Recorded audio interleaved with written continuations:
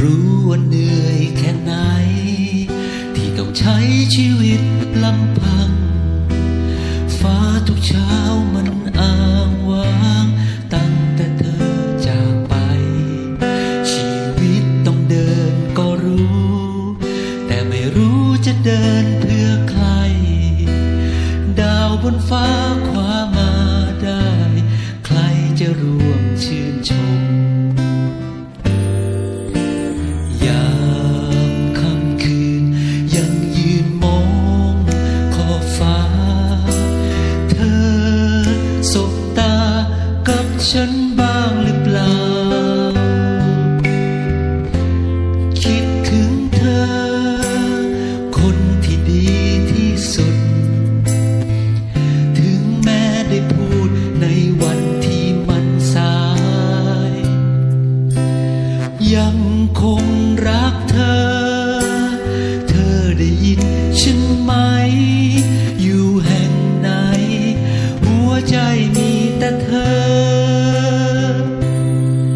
เพิ่งรู้ว่ากอดมันหวานเมื่อเธอนั้นไปไกลลับตาใช้ทั้งสองมือไขว่คว้าคงไม่มีค่าใดห้องน้อยของเธอกับฉันที่วันนั้นมันดูแคบไปเพิ่งจะรู้มันกว้างใหญ่เกินจะนอนคนเดียว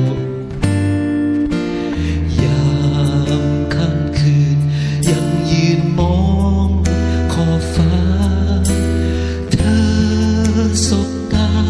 กับฉันบ้างหรือเปล่าคิดถึงเธอคนที่ดีที่สุดถึงแม้ได้พูดในวันที่มันสาย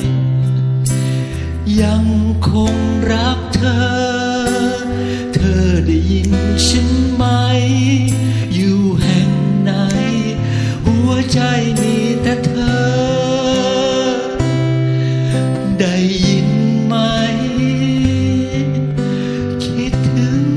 เธอ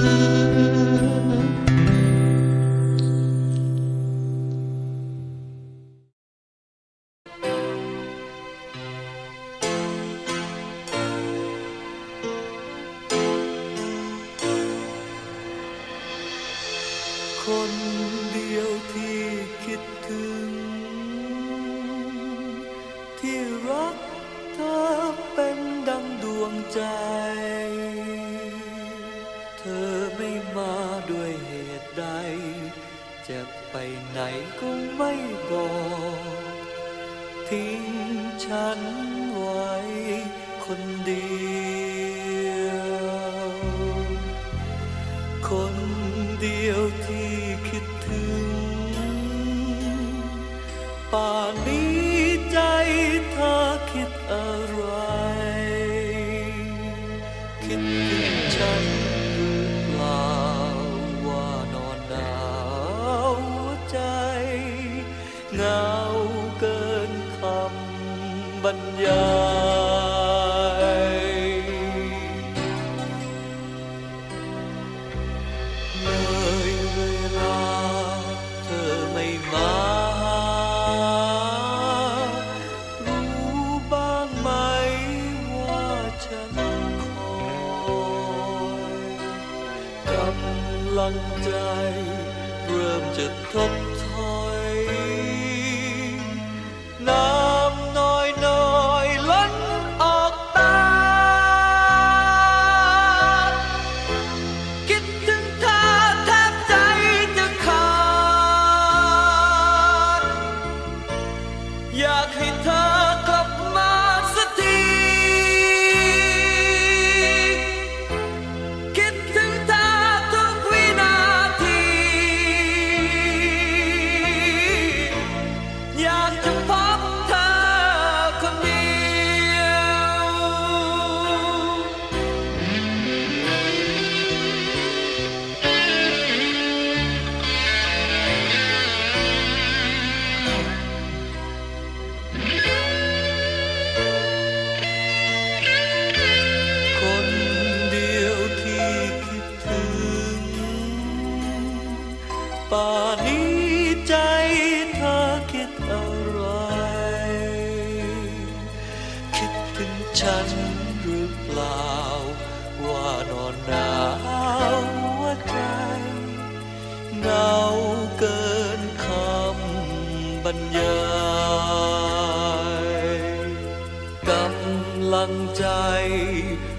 จะทดถอย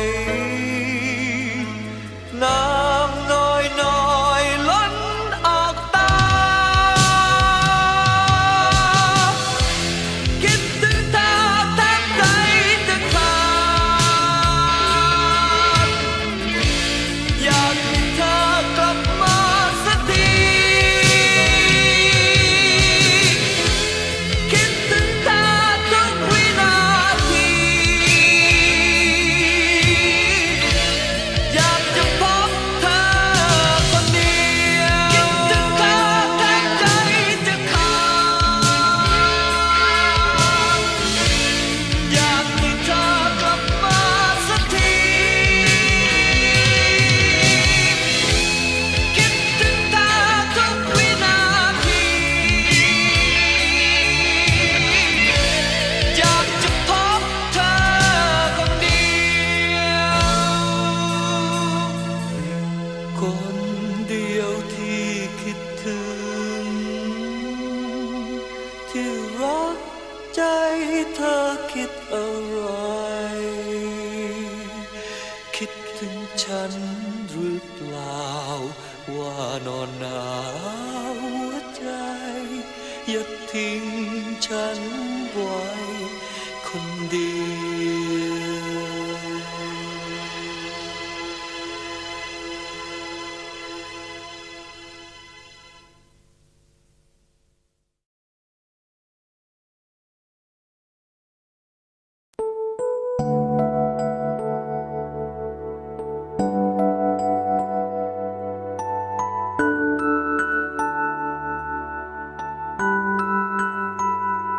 เมื่อมองไกลไปถึงดาวที่เคยจองเป็นดาวของเราก็ยังคงอยู่ที่เดิมให้พบเจอ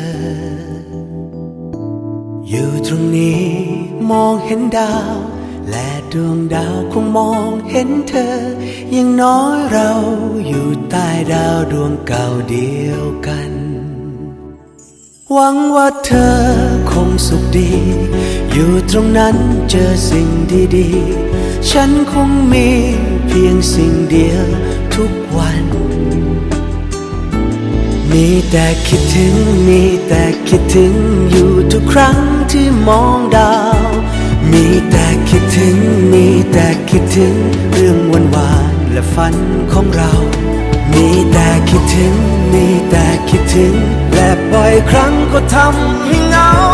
คิดถึงเธอคิดถึงเธอ